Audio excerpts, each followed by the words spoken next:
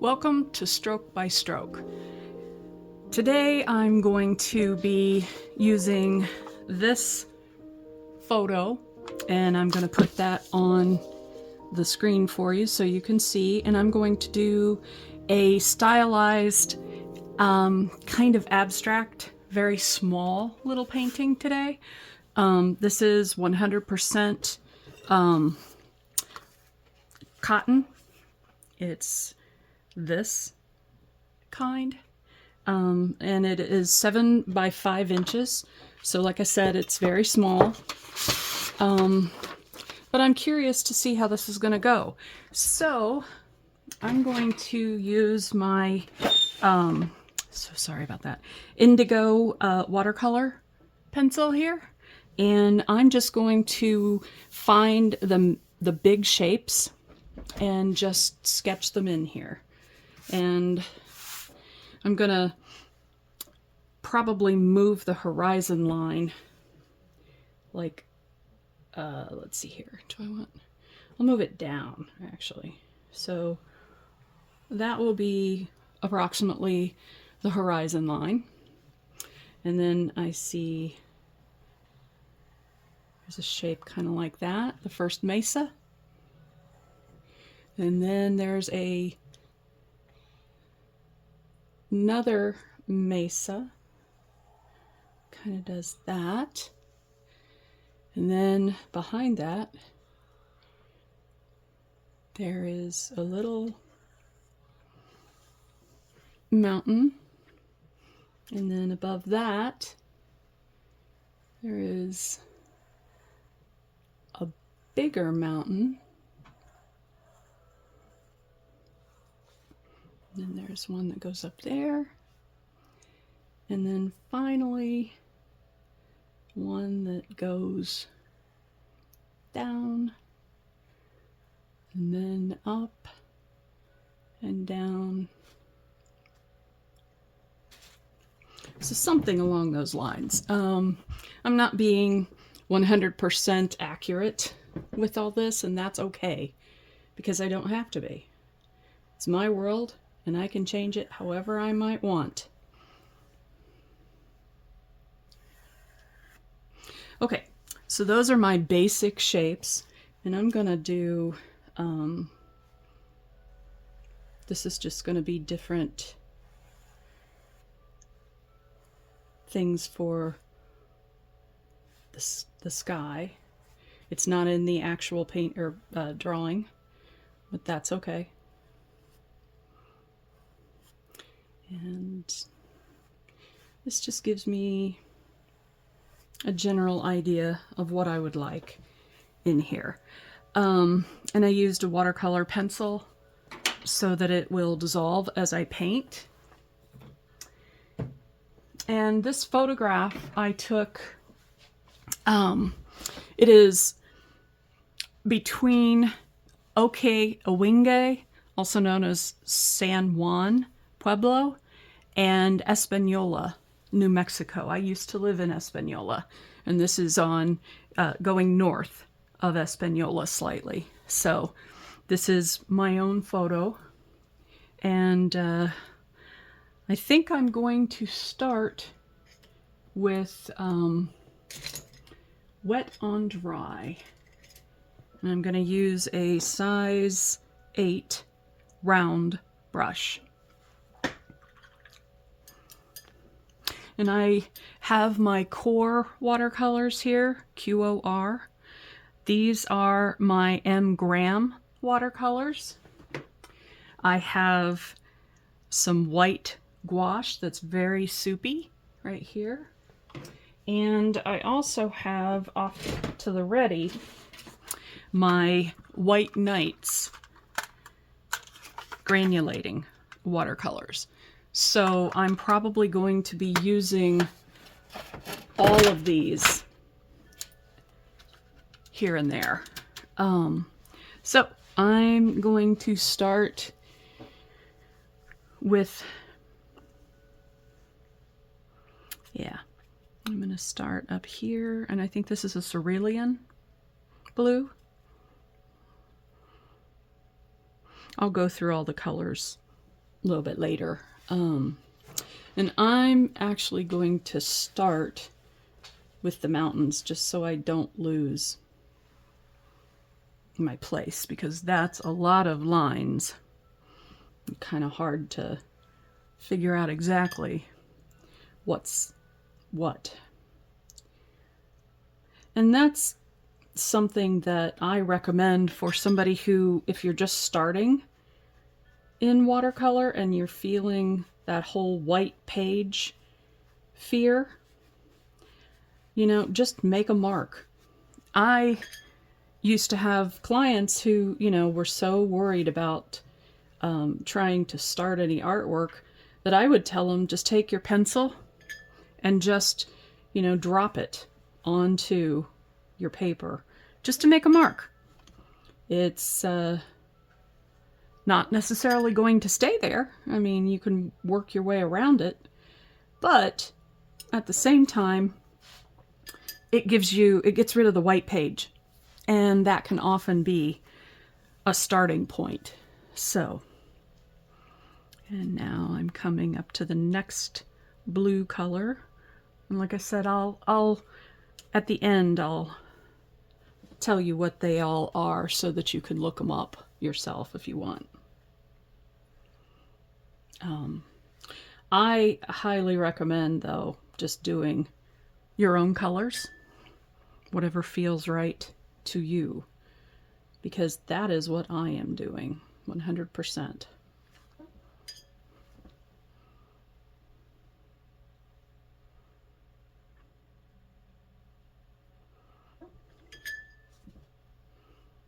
Oops. And of course, I'm going to do that kind of stuff too.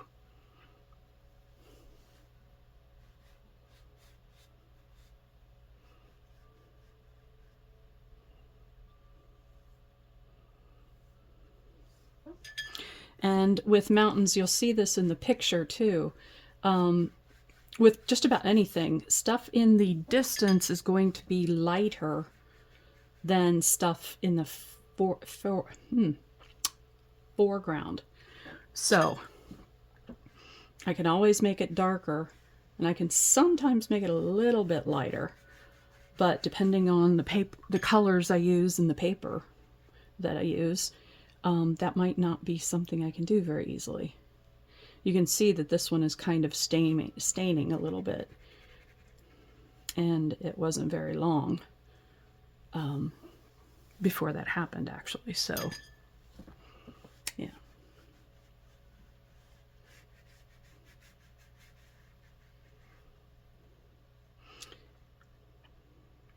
And a 150-pound cotton watercolor paper can take scrubbing, whereas the cellulose paper that I use doesn't really like that so much.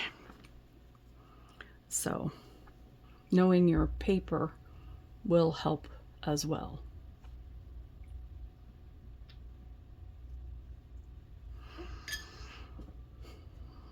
And even though I'm doing this in a very stylized, abstract kind of stylized abstract kind of way, I still want to kind of use the rules of perspective and design and, you know, things that are going to make it believable, even if it isn't representational.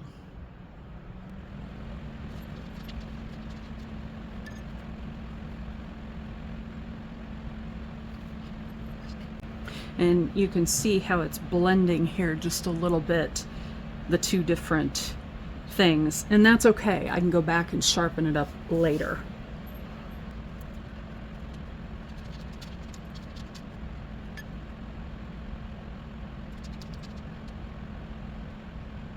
Okay. And I'm going to add some neutral tint to this anthraquinone, or I really don't know how to say that, but I want this to be the darkest value of the mountain mesa area.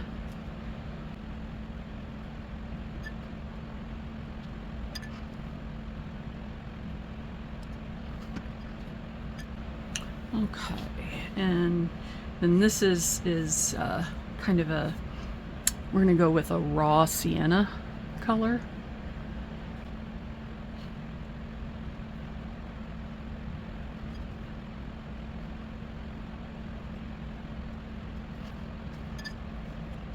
Coming in with just a dry brush to get rid of that bead of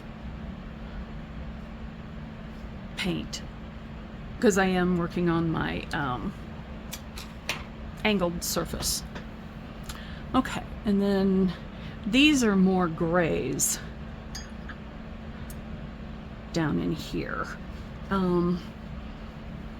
So I'm going to use, this used to be Payne's Gray, but it's also kind of mixed with some blues and stuff, but that's okay.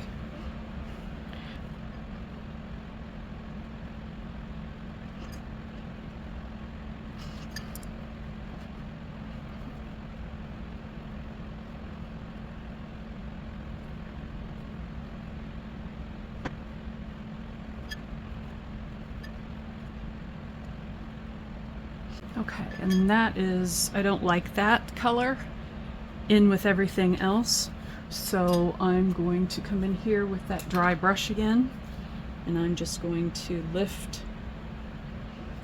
It's not dry anymore. I'm going to lift some of that out, and I don't like it because it's too green and doesn't really go with the other values. And the only way sometimes that you know is to do it.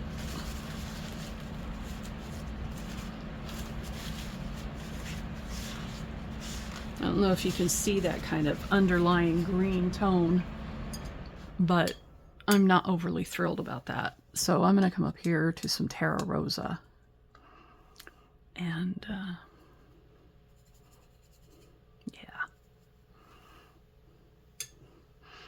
This speaks better with the raw sienna.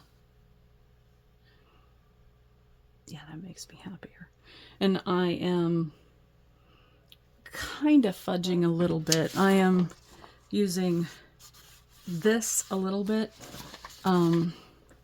as my guide, and also what I think is going to look good in the painting.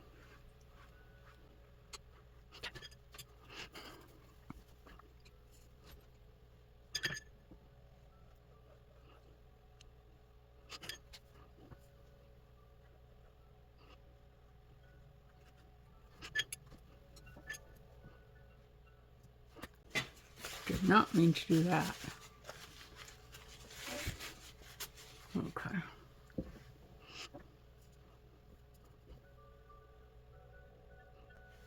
Okay, that's better.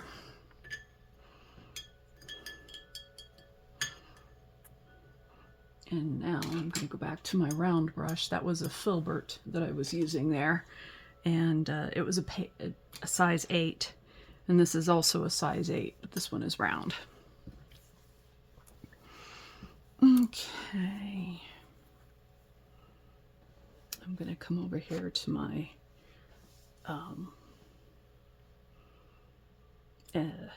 White Nights.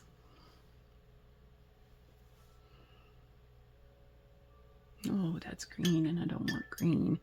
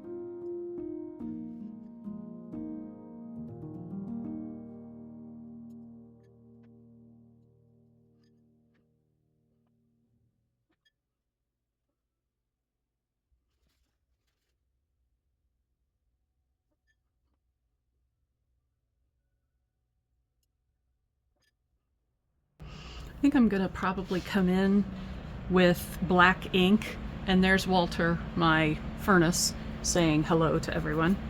Anyway, I'm gonna come in with black ink, I think, and just do some lines. But I have to make sure it's completely dry before I do that, so.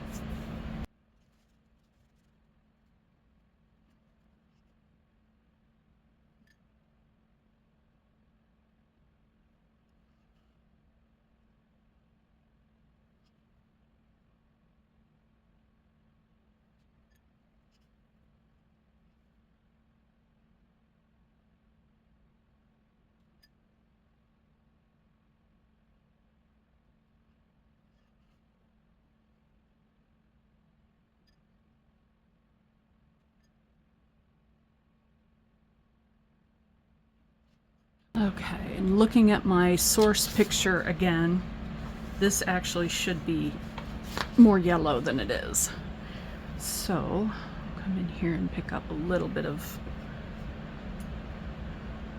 pretty sure this is cad yellow, I think. I'll have to look it up.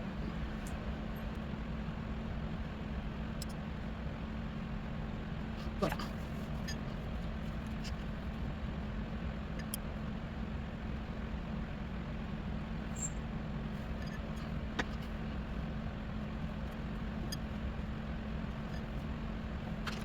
Gonna go back into my 8 filbert here.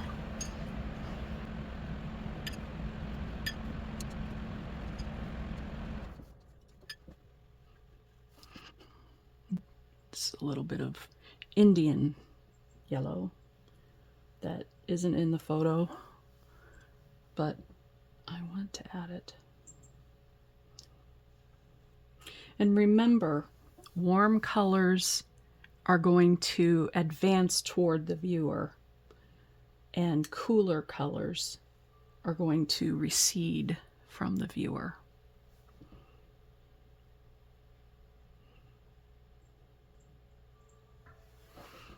Gonna do a little bit of a yellow tone to this gray right here too. And for that, I'm going to use a little tiny bit of Hansa yellow. Right. Here.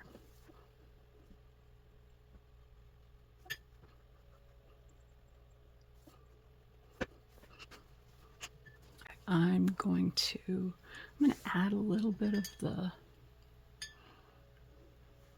Terra Rosa here too, because I think it'll make a better transition.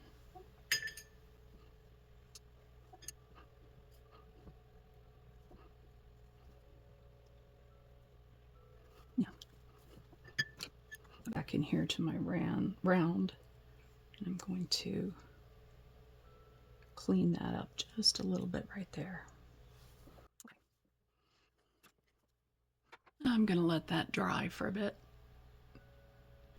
Okay, I used the hair dryer to dry this, and I'm gonna do the anthraquinone, I really don't know how to say that, which is this color right here, and I'm gonna tone all of the mountains with that, which means I want to use it very lightly.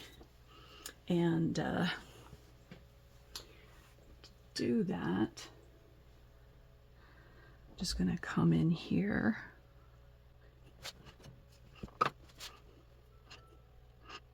and I'm just picking it up a little bit.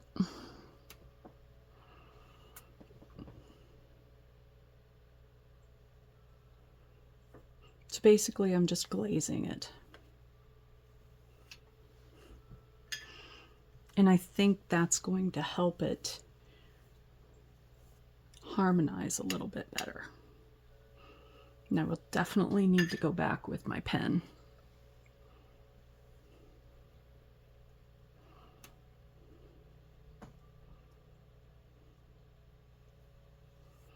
Because this is blending it quite a bit.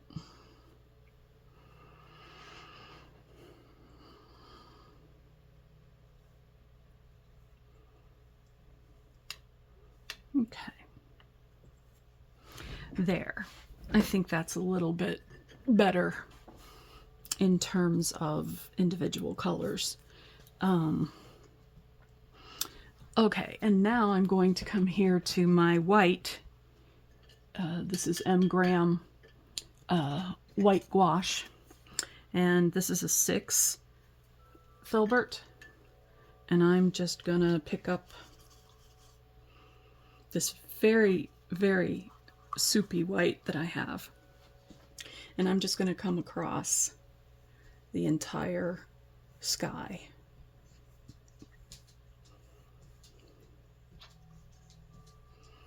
Just kind of tone it down a little bit.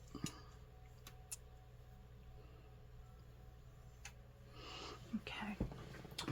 And I'm going to use a clean paper towel and just going to blot that slightly.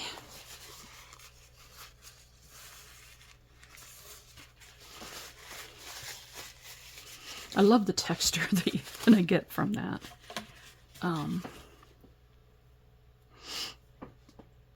It does little circles right there, so that's kind of, I think that's fun. Okay. And let me see here. I'm going to use my pearlescent watercolors too. So I'm going to set this over to the side and just put those up.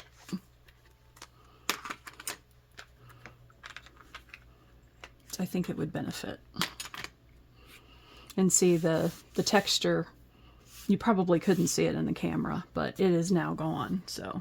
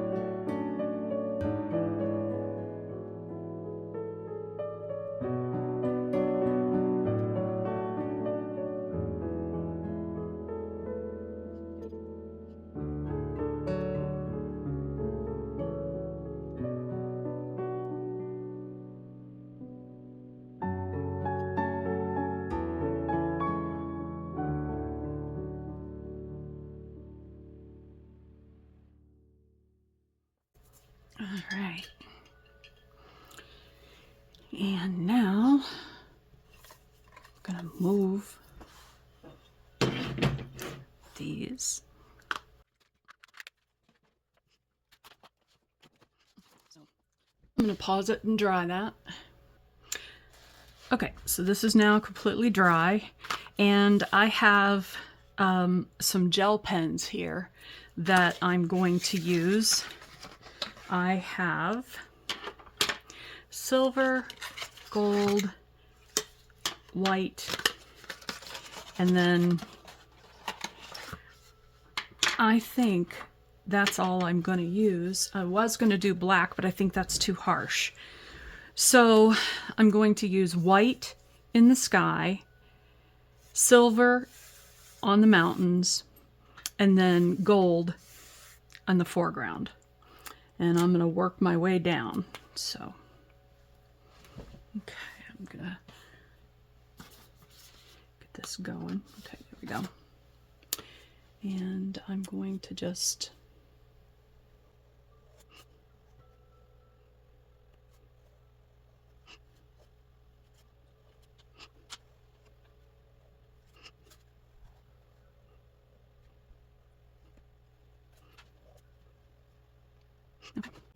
had some strange stuff happen here. Okay. And now I'm going to come to the silver.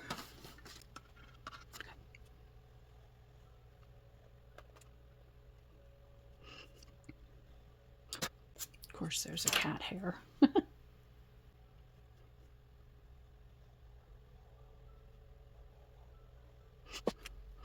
then the gold.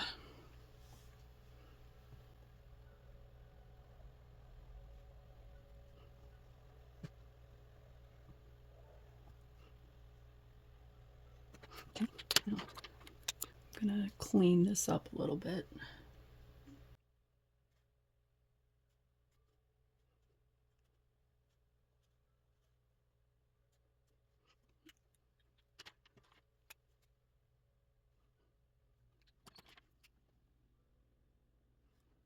Okay.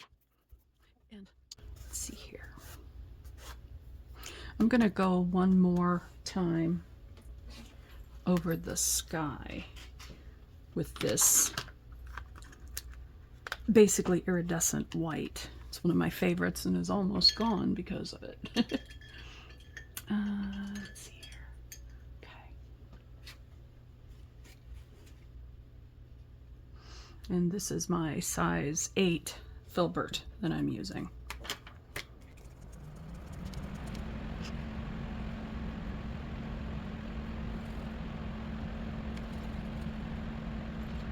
Yeah, it smooths that down just a little bit. Okay. I think I'm going to do a light, sort of this silver gray here, and then I'll do the gold here. Just toning. It's really all I'm doing. So, because I want it to just kind of go together a little bit better than it is. And I'm actually going to use my bigger brush.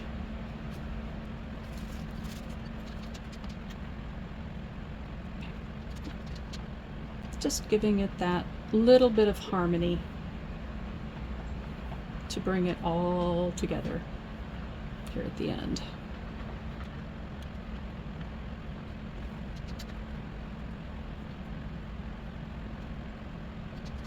Okay. And last but certainly not least, here comes the gold.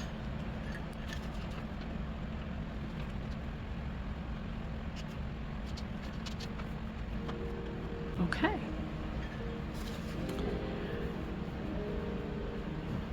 So this has been Stroke by Stroke. Do what makes you happy, and I will see you on the next image.